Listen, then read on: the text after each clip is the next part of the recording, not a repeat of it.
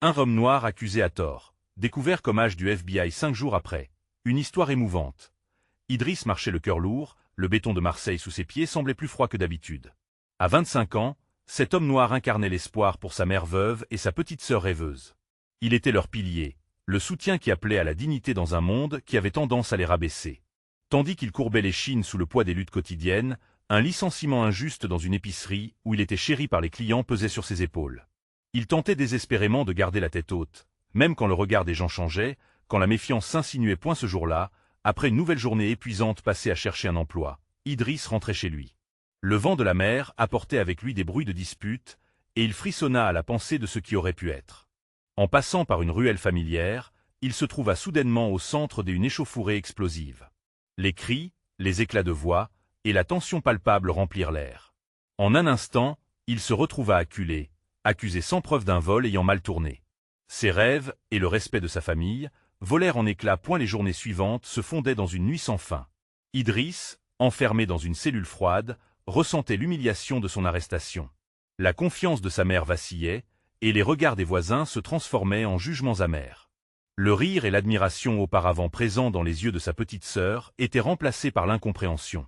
Il se battait pour ne pas sombrer, pour rester l'homme sur qui sa famille pouvait compter point avant de continuer. Je dois vous avertir de quelque chose d'important qui se passe. YouTube a fait des changements dans le système et beaucoup de personnes perdent les notifications des chaînes qu'elles suivent. Si vous aimez le contenu, cliquez sur la clochette et marquez « Toutes les notifications » pour ne pas rater les prochaines vidéos.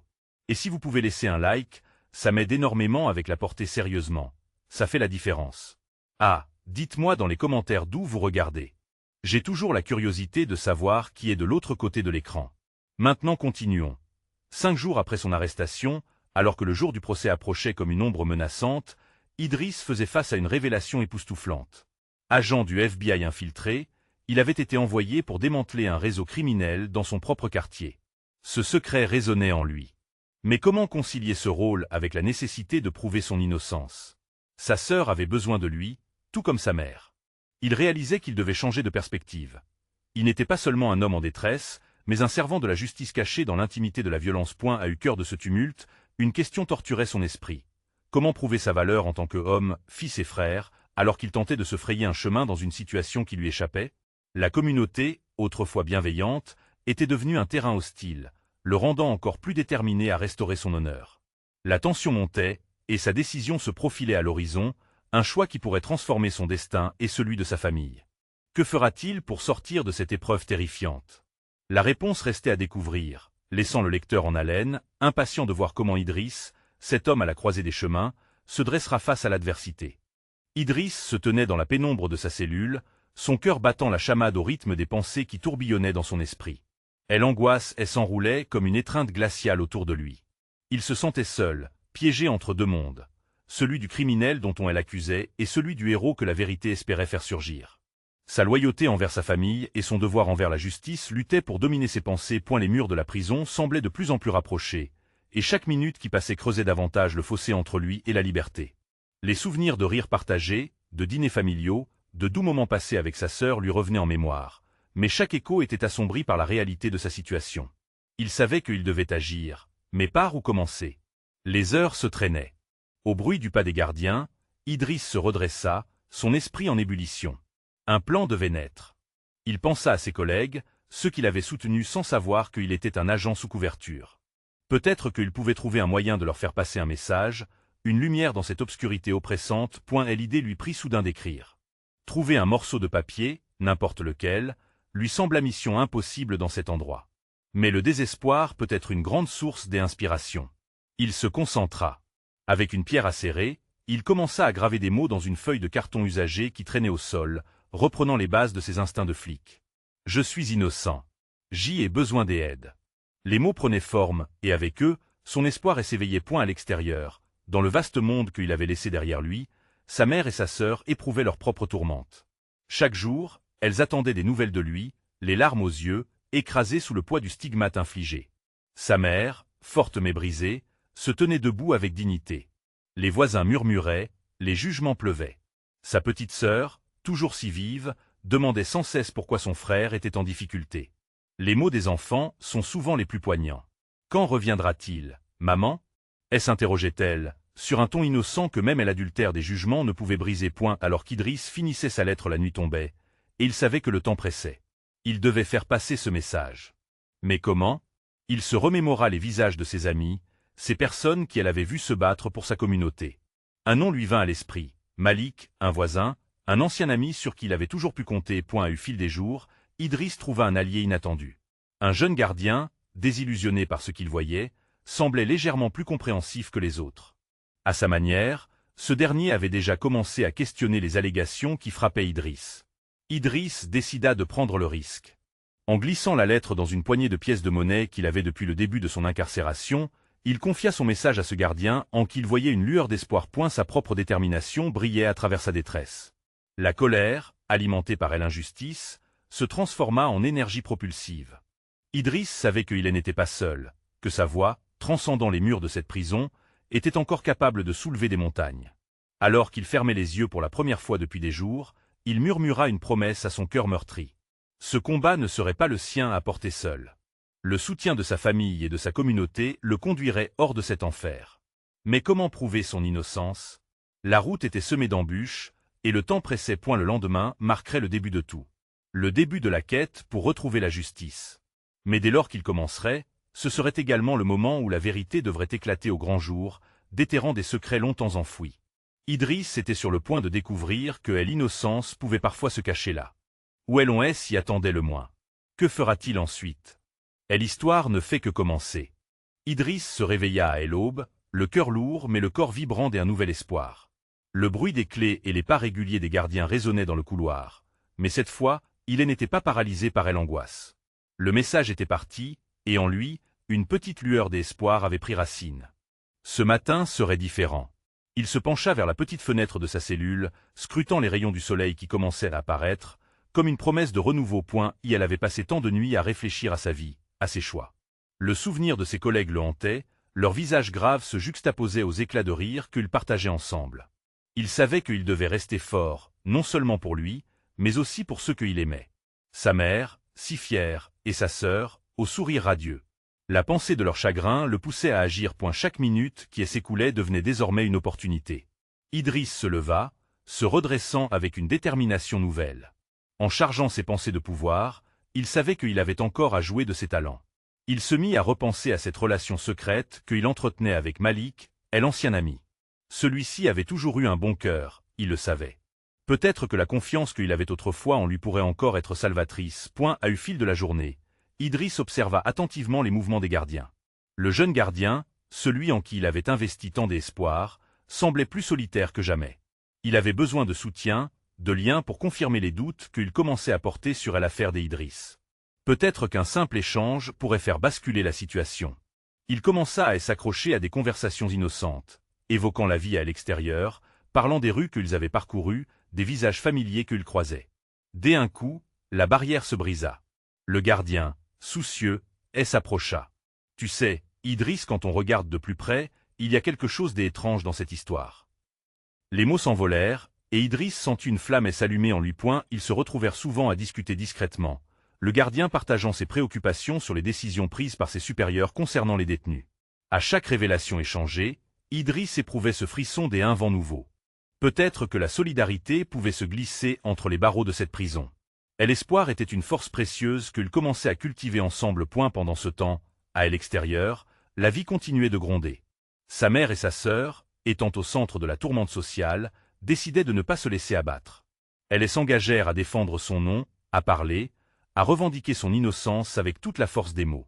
Chaque soir, autour de la table, elles promettaient de ne jamais renoncer. Mais un jour, au fil de leurs observations, elles tombèrent sur un détail troublant. Les véritables auteurs du crime commis contre lequel Idriss luttait semblaient avoir leur ombre planant autour d'eux. Des hommes dans leur vie, dans l'ombre. Qui étaient-ils? La nuit tombait lentement, enveloppant les deux mondes d'un même obscurité, chacun luttant à sa manière. Les idées de vengeance, de vérité, de liberté se mêlaient, créant une toile des angoisses et des espoirs.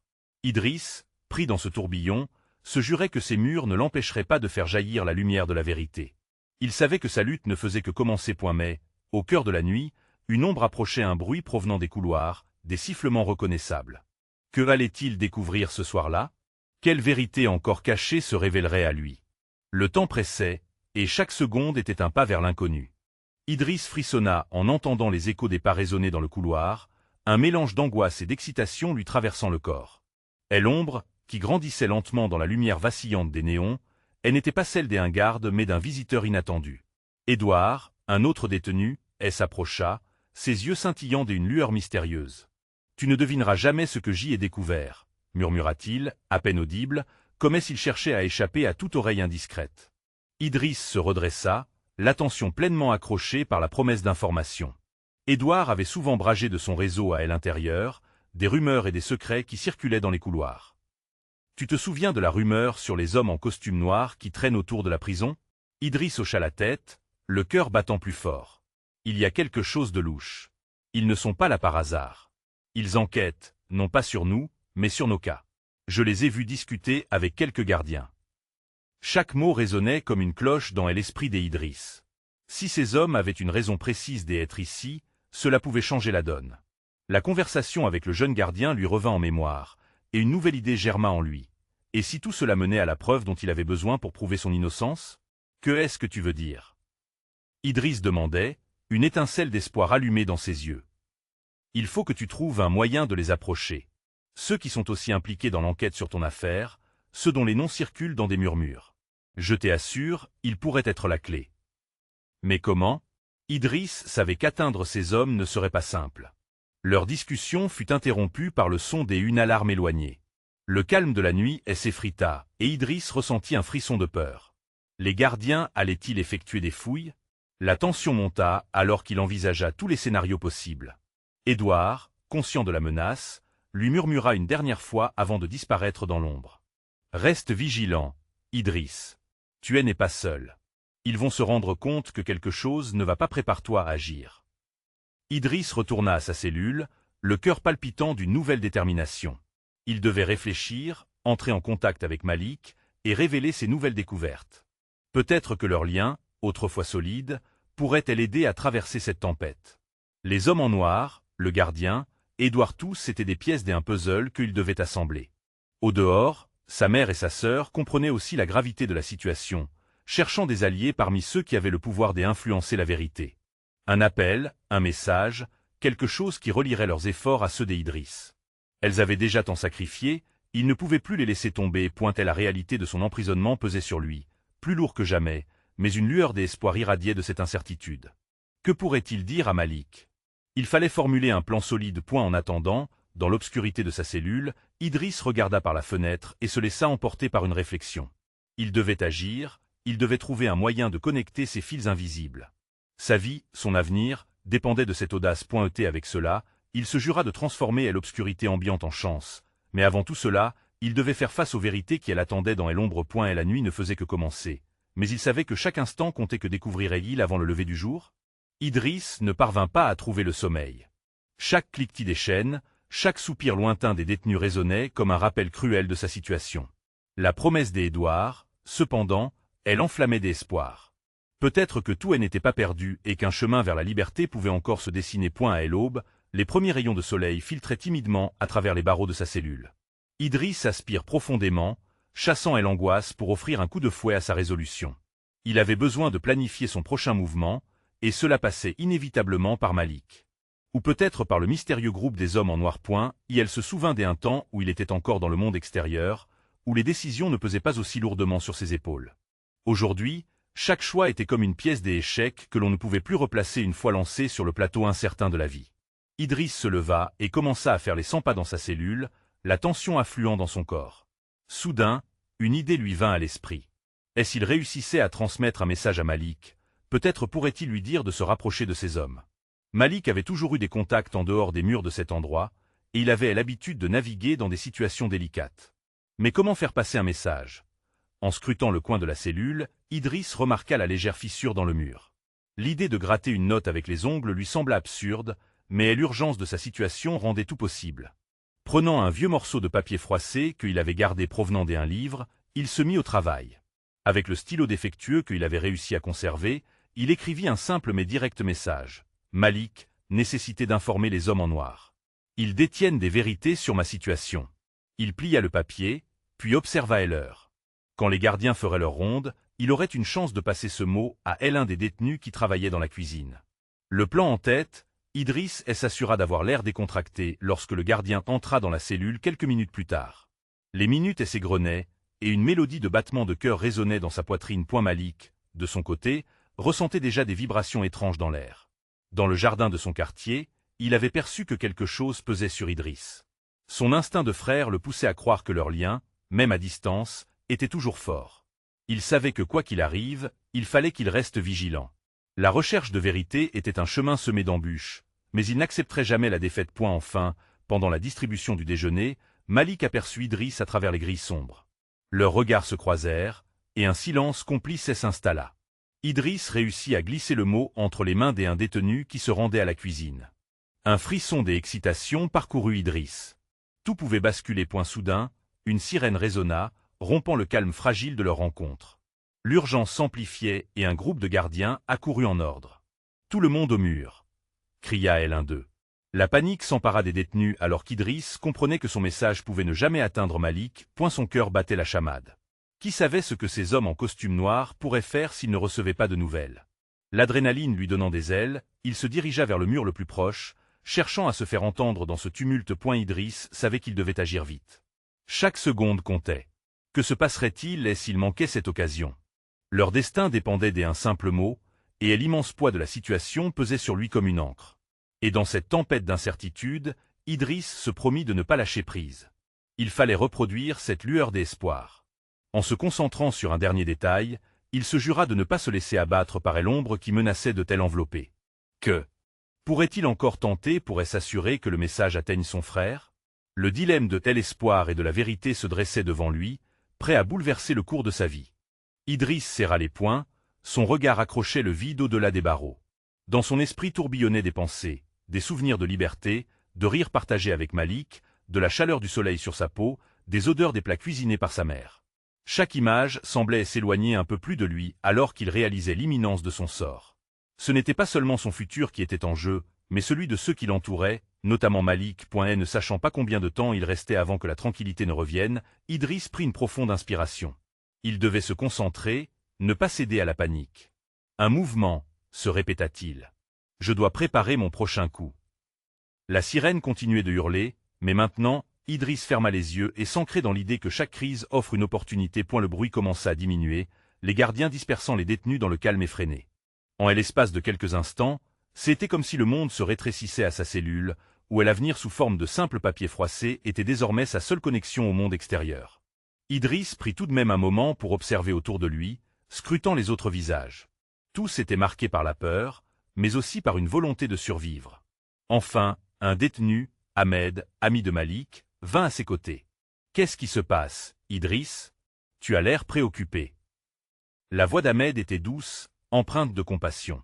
Idriss hésita, pesant le poids de son secret. « Il faut que tu me fasses passer un mot, à Malik. » Il jeta un regard furtif autour de lui. « C'est urgent. » Ahmed, bien conscient des risques, hocha la tête. « Je ferai ce que je peux. Mais fais attention, l'angoisse attire les soupçons. » Vu la tension palpable, Idriss savait qu'il pouvait compter sur lui. Le moment était venu d'agir, de briser le mur invisible qui le séparait du monde extérieur. Alors qu'Ahmed s'éloignait, Idriss savourait un instant de répit. Cependant, à peine quelques minutes après, un autre groupe de gardiens apparut, visiblement sur le qui-vive. Les prisonniers étaient à nouveau rassemblés, se marchant sur les pieds, cherchant à éviter les coups de coude des gardiens impatients. Un frisson parcourut Idriss. Une insurrection, peut-être. Mais le chaos pouvait aussi être une couverture idéale pour mettre son plan en œuvre. Il s'approcha de la grille et cria en direction d'Ahmed, qui se tenait près d'un coin, caché par la foule. « N'oublie pas, parle des hommes en noir. C'est important. » Ces mots, presque étouffés par le bruit, semblèrent pourtant passer le mur de la distance. Ahmed parvint à enregistrer l'urgence dans ses yeux. Mais alors qu'il commençait à se retourner vers sa cellule, Idriss vit une silhouette familière pénétrer dans la cour, Malik. Le cœur d'Idriss s'emballa, il sut que leur lien transcenderait les barreaux. « Malik !» cria Idriss. À ce moment-là, tout semblait se figer. Les gardiens, les détenus, les cris. Seul le regard de Malik lui parvint. Malik, avec son assurance tranquille et son regard rempli d'intelligence, savait qu'il devait réussir à s'approcher sans attirer l'attention. Et l'énergie qui circulait entre eux était palpable. Malik fit un mouvement discret pour signaler qu'il avait reçu le message. Les yeux d'Idriss s'illuminèrent d'espoir, mais cette lueur était toujours tempérée par la peur de tel avenir. Que pourraient-ils faire ensemble face à l'immensité de cette menace? Et alors que Malik contournait habilement les gardiens, Idriss se demanda ce que l'avenir leur réservait. Soudain, une pensée traversa l'esprit d'Idriss. Et si Malik pouvait devenir l'élément clé pour dénouer cette situation? Et si leur combat était bien plus vaste qu'un simple message? Le contact tant désiré était proche, mais restait incertain. Il était évident que tout pouvait basculer à tout moment, et Idriss se demanda, leur destin serait-il scellé par les hommes en noir ou par leur propre détermination? Alors que ces pensées tourbillonnaient, Idriss comprit que la lutte pour la vérité commençait à ce moment précis. Quelle vérité allait se révéler, et jusqu'où serait-il prêt à aller pour les obtenir? Tout basculait vers l'inconnu, mais il savait que, coûte que coûte, il ne renoncerait pas à l'espoir. Idriss observa Malik, la tension palpable entre eux, comme une corde excitée prête à se briser. Chaque mouvement de Malik était calculé, chaque regard échangé chargé de sens. Le monde extérieur, avec ses tourments et ses dangers, semblait se réduire à ce moment précis, où l'espoir et l'inquiétude dansaient ensemble dans un silence inquiet. Malik se rapprocha, le cœur battant, conscient que tout pouvait changer avec un faux pas. Idriss, murmura-t-il, sont-on sérieux? Je sais pourquoi tu voulais me parler. Je vais faire ce qu'il faut, mais il me faut des détails. Qui sont ces hommes en noir? Que savent-ils? Idriss hésita, chaque réponse pesant lourdement sur son âme. Je ne sais pas tout, mais ils sont dangereux. Ils cherchent quelque chose. Peut-être que ce soi-disant dossier que je possède en est la clé. Ça dépasse notre simple situation. Le regard de Malik s'assombrit. Tu veux dire que tu es impliqué dans quelque chose de plus gros? Idriss, tu risques gros en me disant cela. Je sais, répondit Idriss d'une voix rauque. Mais je ne peux pas rester là sans rien faire. On a toujours été là l'un pour l'autre, n'est-ce pas? Je ne peux pas laisser ces hommes en noir nous contrôler. Malik acquiesça, son esprit se mettant à travailler rapidement. On doit être le plus discret possible. Je vais demander de l'aide à quelques amis à l'extérieur. Mais cela prendra du temps, et nous devons rester vigilants. Les secondes devinrent des heures alors que Idriss et Malik échangèrent des stratégies, chaque mot plus lourd de conséquences que le précédent. Chaque mouvement de l'un et de l'autre faisait vibrer un fil fragile entre la liberté espérée et la peur écrasante de leur réalité. Idriss savait que la liberté n'était pas seulement une question de barreaux, mais aussi un combat contre l'injustice qui semblait toujours les piéger. Alors qu'il parlait, la tension autour d'eux se faisait plus forte. Les gardiens patrouillaient, regardant les détenus d'un œil sévère. Idriss sentait leur méfiance croissante. Il fallait agir, mais comment? Tu dois y aller. Je vais essayer de passer le temps, proposa Idriss, conscient que chaque minute comptait. Malik hocha la tête, mais son regard trahissait son inquiétude. Fais attention. Alors que Malik s'éloignait, Idriss se retrouva seul, éprouvé par l'incertitude. Les murs semblaient se resserrer autour de lui, et chaque cri dans la cour le faisait frémir. Il se remémora les moments passés avec Malik, les promesses d'enfance, les rires insouciants. Chaque souvenir était un répit dans ce monde devenu hostile. Le jour déclinait, apportant avec lui une obscurité précaire. Idriss ferma les yeux, se concentrant sur le murmure de la liberté qui s'accrochait à son esprit. Mais le bruit des pas sur le béton Rhésus résonnait, une présence qu'il ne pouvait ignorer. Une voix proche attira son attention. Idriss. Cette voix. Il ouvrit les yeux pour voir Ahmed, son visage marqué par l'inquiétude. La situation devient plus complexe. Les gardiens soupçonnent quelque chose. Ils apprennent. On doit se préparer au pire. Le cœur d'Idriss se serra en entendant ces mots. Chaque détail du plan qu'il avait esquissé avec Malik devenait plus précaire. Que faire si leur aide ne venait pas à temps? Combien de temps allaient-ils pouvoir tenir avec ce poids sur leurs épaules? Nous allons trouver un moyen, Ahmed. Et ils ne gagneront pas, répondit Idriss, même s'il ne croyait pas entièrement à ses propres mots. Une flamme d'espoir vacillait, mais au milieu des ombres, il savait que la détermination était son unique allié. Alors que les étoiles commençaient à scintiller à travers la lumière mourante, une idée lui vint à l'esprit.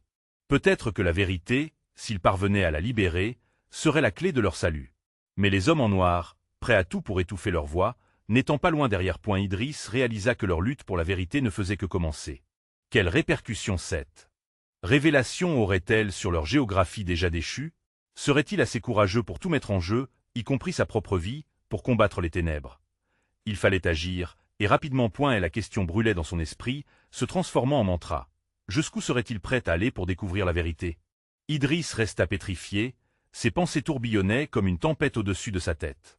Idriss, le cœur battant, se glissa derrière l'arbre où se tenait son ancien camarade. Les yeux de ce dernier brillaient d'une intensité particulière, mais Idriss ressentait que quelque chose de lourd planait au-dessus de cette rencontre. « Écoute, il faut que tu me fasses confiance », implora l'homme, son souffle court à cause de telle adrénaline. « Je sais qui est derrière tout cela. » Idriss déglutit, ses doutes combatifs et l'étranglant. « Qui? Que sais-tu exactement ?» demanda-t-il, sa voix chuchotant à peine.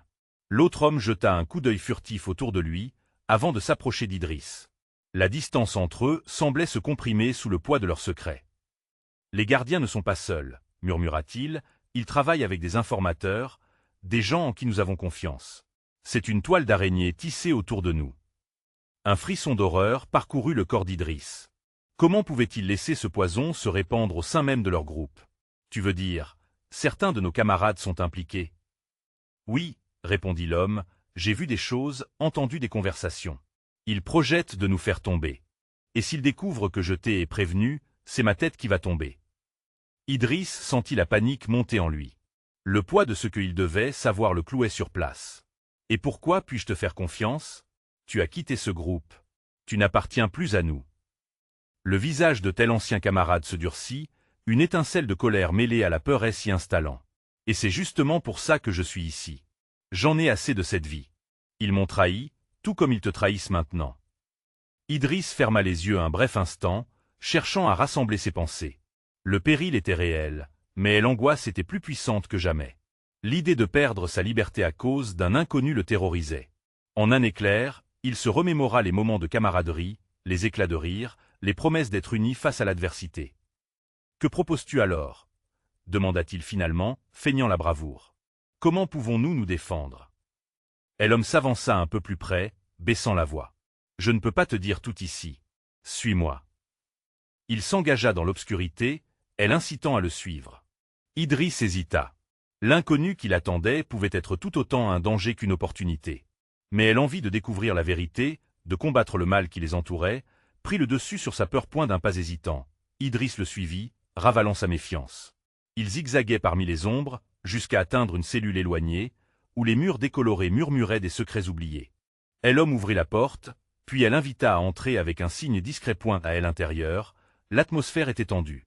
Des feuillets, des cartes griffonnées à la hâte, des visages de camarades annotés avec des signes de croix. « Voilà ce que j'ai rassemblé, » dit-il, qui luisait de lueur verte sous la lumière incertaine d'une lampe vacillante. « Ils complotent, et je crois que certains d'entre nous sont déjà ciblés. » Idriss se pencha sur la table, son cœur battant encore plus fort. Il scruta les noms, réalisant l'ampleur de la perfidie qui se tramait autour d'eux.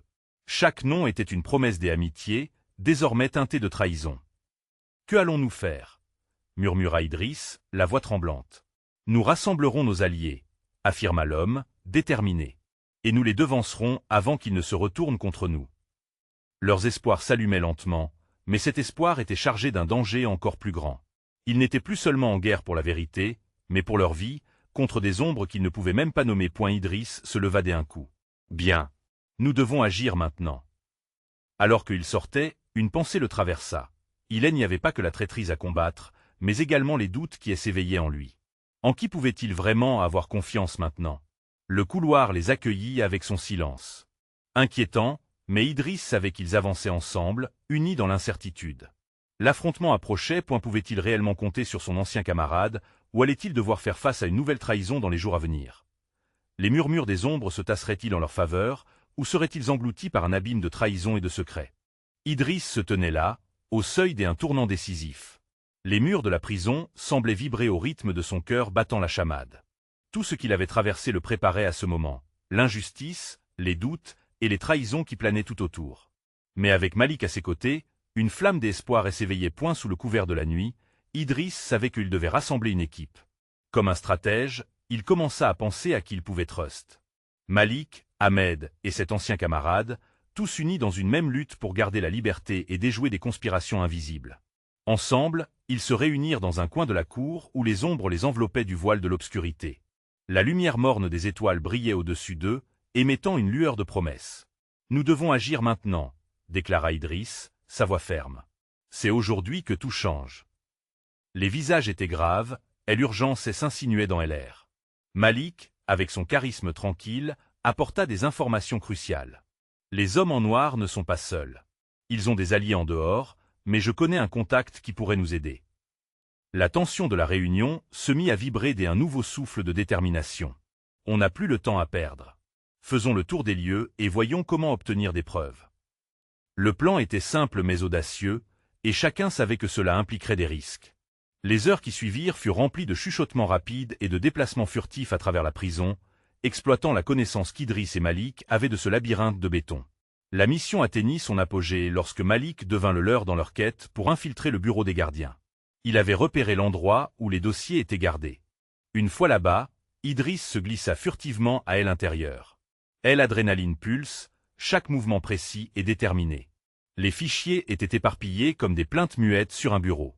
Il fouilla frénétiquement, sondant les documents à la recherche de quelque chose qui prouverait son innocence. Un nom fit surface, et une folle étincelle illumina ses yeux. C'était celui que l'Édouard lui avait mentionné, un créateur des événements ayant des liens avec le trafic des informations. Son cœur battait la chamade alors qu'il tenta de rassembler toutes les informations pertinentes. « Ça ne peut pas se passer comme ça », se dit-il avec ferveur. « Je ne suis pas un criminel. » Il pouvait entendre l'alarme au loin, mais il ne se laissa pas distraire. Ses collègues de l'équipe se tenaient en dehors, prêts à l'épauler, assurant leur couverture. Leur solidarité était palpable, une lumière ardente dans l'obscurité. Que ferait-il s'il échouait? D'une manière ou d'une autre, tout devait réussir. Une fois les dossiers en main, Idriss et son équipe se dirigèrent vers un endroit sécurisé, partageant les informations brillantes mais risquées selon lesquelles un réseau avait bien été installé pour piéger ceux comme lui, des innocents. « C'est ça, la clé », dit Idriss, sa voix vibrant d'énergie. « Nous sommes victimes d'un complot, mais aujourd'hui nous ferons entendre notre voix. » La communauté était soudée. La mère et la sœur d'Idriss, informées par Malik, se mirent à agir, partageant la nouvelle de telle innocence d'Idriss. Elles rassemblèrent les gens. Une mobilisation sociale s'organisait lentement, une lumière d'espoir s'illuminait au bout du tunnel. La force des mots, comme une arme tranchante, possédait la capacité de libérer les écrits scellés dans l'obscurité. Idriss se tenait dans cette atmosphère électrisante, le cœur léger. La communauté, autrefois murmurante, résonnait maintenant d'une voix puissante. Chaque visage, chaque regard portait l'espoir d'un renouveau. Ce n'était pas juste sa bataille, c'était la leur aussi. Le jour du procès arriva et, au lieu de baisser le regard, Idriss le leva fier, prêt à faire face à ses accuses. La salle était pleine. La tension était palpable, mais l'union brûlait puissamment. Au moment où les accusations étaient lues, son ami Malik entra dans la pièce avec un dossier en main. Des preuves, des témoignages. Tout ce qu'ils avaient accumulé était sur le point de changer le cours des événements. Idriss se leva, le regard inflexible. « Je suis innocent. Et aujourd'hui, je demanderai justice pour tous ceux qui ont été lésés. » Les murmures se propagèrent, et il poursuivit. Ils savaient tous, à cet instant, que l'ombre du mensonge était sur le point d'être dissipée. Nous avons rassemblé les preuves, et nous allions nous battre ensemble. Sa voix résonna, inspirant tout ce présent. Les regards choqués des jurés refoulés ne purent ignorer son appel à la vérité. Le procès, une tourmente invisible, était enfin prêt à se transformer en une lumière éclatante de justice. Alors que le verdict final se dessinait à l'horizon, Idriss savait que ce n'était pas seulement son combat, mais un mouvement qui briserait les chaînes de telle injustice au-delà des murs de la prison. Un élan de liberté pour lui et pour tous ceux qui souffraient injustement. Les cris de joie résonnèrent alors que le verdict annonçait son acquittement, et dans le tumulte des émotions mêlées, Idriss réalisa que ce combat contre l'injustice avait été bien plus qu'un simple enchevêtrement de mensonges. C'était le début d'une lutte pour l'intégrité et l'humanité.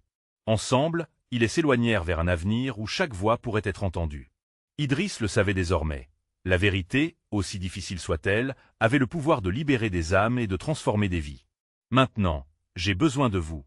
Vous devez vous abonner maintenant à la chaîne pour ne pas rater les prochaines histoires exclusives qui vont vous toucher. Laissez un like maintenant pour nourrir l'algorithme et faire briller ce contenu. Commentez vos réactions et théories sur cette fin, j'attends vos messages. Et surtout, partagez instantanément cette vidéo avec au moins 5 amis qui doivent voir cette conclusion, car se rassembler dans l'amour et l'unité est ce qui nous rend forts. C'est le moment de montrer votre soutien. N'attendez pas une seconde de plus.